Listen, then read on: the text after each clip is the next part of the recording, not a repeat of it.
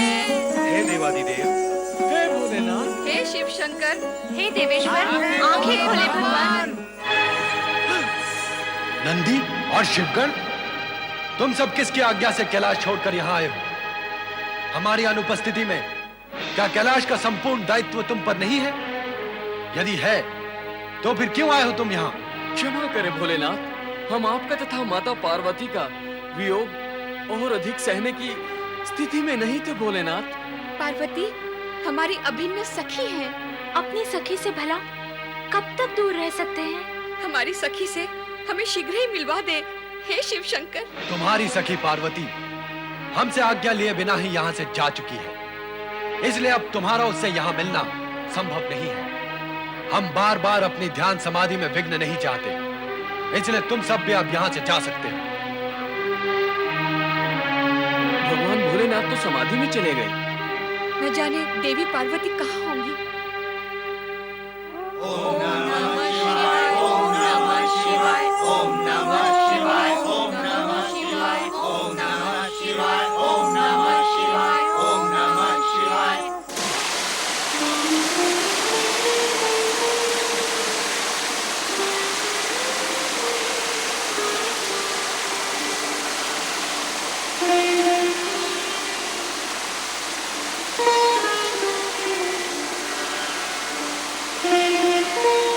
स्वामी शिव शंकर मेरे चले आने से अवश्य ही मुझसे रुष्ट होंगे।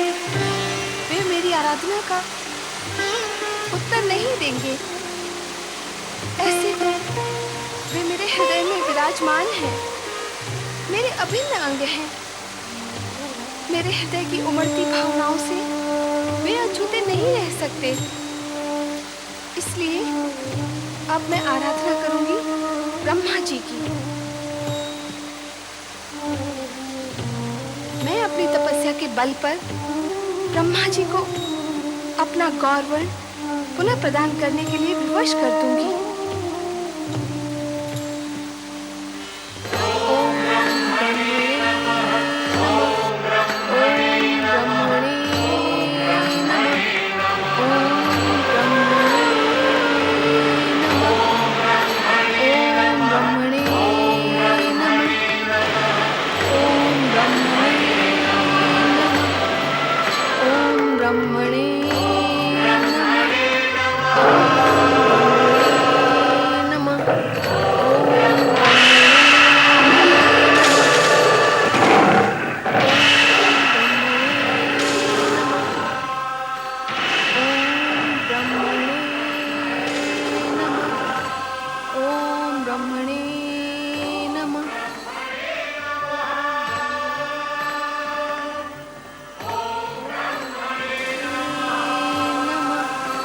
नारायण नारायण। माता पार्वती तपस्या में लीन हो गई है। हे भगवान भोलेनाथ, कैसी लीला है ये आपकी। शिव पार्वती विवाह पश्चात शिव पार्वती प्रथम बार पृथक हुए हैं।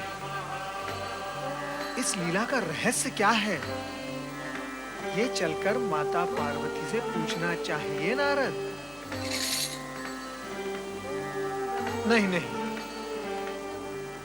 माता पार्वती की तपस्या भंग करना उचित नहीं। मेरे प्रश्नों का उत्तर भगवान भोलेनाथ ही दे सकते हैं। नारायण नारायण। ओम नमः शिवाय।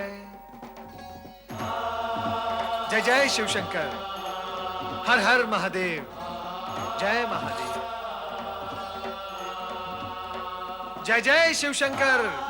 हर हर महादेव। जय महादेव।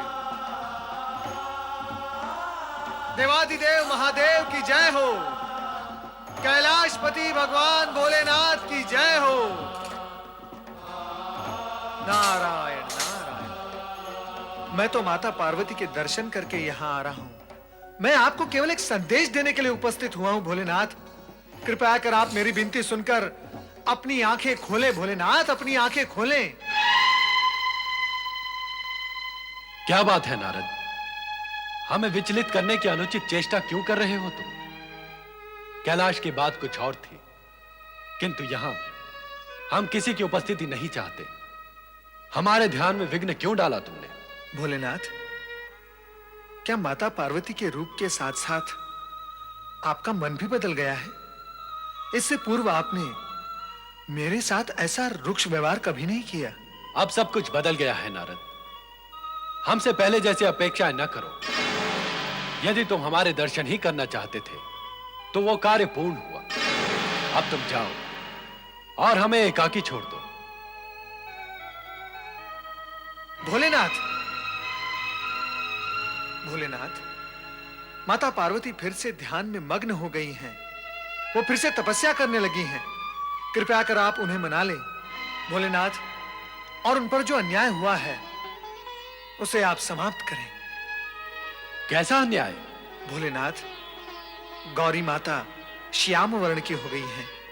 क्या यह अन्याय नहीं है कि आपकी इच्छा के विरुद्ध इतना बड़ा अनर्थ हो सकता है? प्रभु, आप दोनों का अलग रहना केवल आप दोनों के लिए ही नहीं, संपूर्ण जगत के लिए दुख का कारण बन सकता है। इसीलिए माता पार्वती को मनाकर उन्हें अपना पूर्व वर्ण प्रदान करें भोलेनाथ, और उन्हें कैलाश ले जाएं। कैलाश का कण कण आपके वियोग में तड़प रहा है। तो सुनो नारद, इस समय देवी पार्वती अपना पहले जैसा गौर वर्ण प्राप्त करने के लिए ब्रह्मा जी की आराधना कर रही है, हमारी नहीं। उसे पुनः गौर वर्ण प्रदान करना ब्रह्मा जी का कार्य है। फिर भी तुम्हारी विनती पर हम ध्यान अवश्य देंगे, क्योंकि तुम हमारे प्रिय भक्त हो। ओम नमः शिवाय। ओम ब्रह्मणे नमः। ओम ब्रह्मणे नमः। ओम ब्रह्मणे नमः। ओम ब्रह्मणे नमः।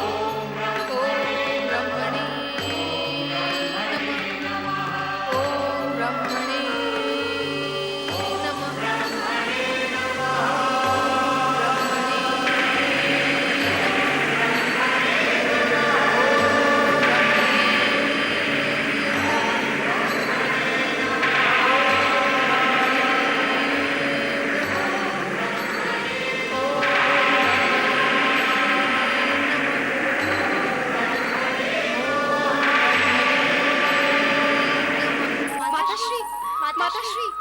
प्रणाम माताश्री। अरे जया विजया, मेरी बच्चियों, तुम लोग इतनी भयभीत क्यों हो? पार्वती यहाँ पर आई थी माताश्री। हाँ, आई तो थी, किंतु क्या बात है माताश्री? आप व्यग्र और हताश लग रही है। अब क्या बताऊं, उसका वर्ण काला हो गया है। वो यहाँ काली बनकर आई थी और इस अभिशाप से मुक्त होने पुनः तपस्या करने चली गई। पुनः तपस्या? पार्वती काली हो गई? पर कैसे, क्यों? वो तो शिव को ही कारण बता रही थी। ऐसी स्थिति में उसे हमारी साथ की आवश्यकता है। हमें शीघ्र ही उसके पास पहुंचना चाहिए। हाँ, अति शीघ्र। न जाने वो किस स्थिति में होगी। हाँ विजया, चले। जया, विजया, पार्वती को मिलने जा रही हो? तुम दोनों कितना प्रेम करती हो अपनी सखी से।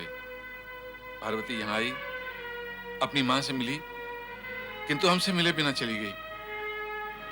बहुत मन तड़प रहा है उससे मिलने को।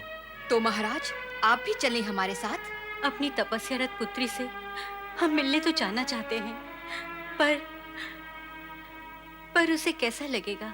पार्वती हमारी पुत्री है महारानी, उससे मिलने का हमें अधिकार है। आओ, हम सब उससे मिलने चलें। आओ।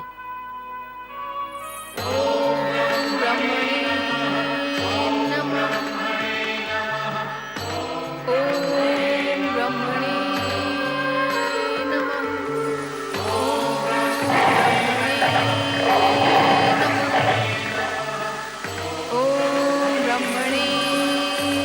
नमः।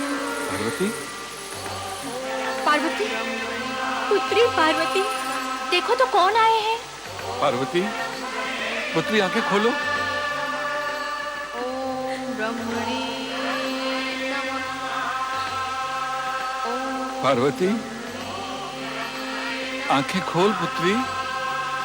ओम आंखें खोल और हमारे साथ हिमालय भवन लौट चल पुत्री। लौट चल पुत्री। अपने माता पिता की पुकार सुन पुत्री। हमसे ये तेरा कठोर तप नहीं देखा जाता। हमें बताओ तो सखी पार्वती, तुम्हारा वो सुंदर गौर वर्ण कहाँ गया? ये श्याम वर्ण तुम्हें किसने दिया? तुम काली कैसी हो गई? किसने किया तुम्हारे साथ ये अन्याय?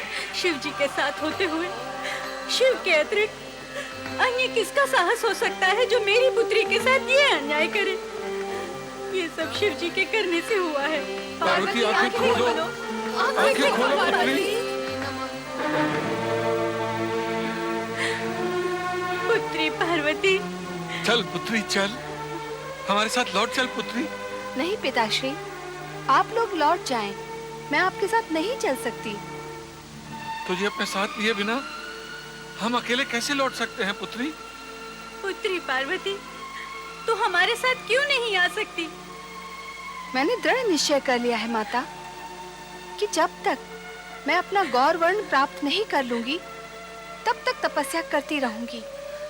इसीलिए आपसे प्रार्थना करती हूँ कि आप लोग लौट जाएं।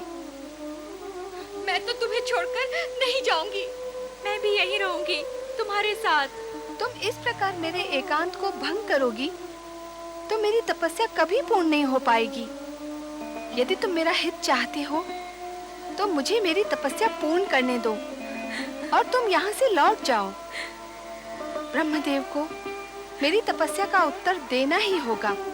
किंतु पुत्री, माता, जब तक मैं अपना गौर वर्ण पुनः प्राप्त नहीं कर लूंगी यहाँ से नहीं हटूंगी।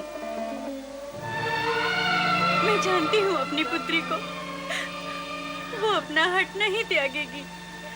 हम भी अपनी पुत्री के स्वभाव से भली भांति परिचित हैं महारानी। इसके निश्चय के आगे कोई कुछ नहीं कर सकता। चलो महारानी, चलो।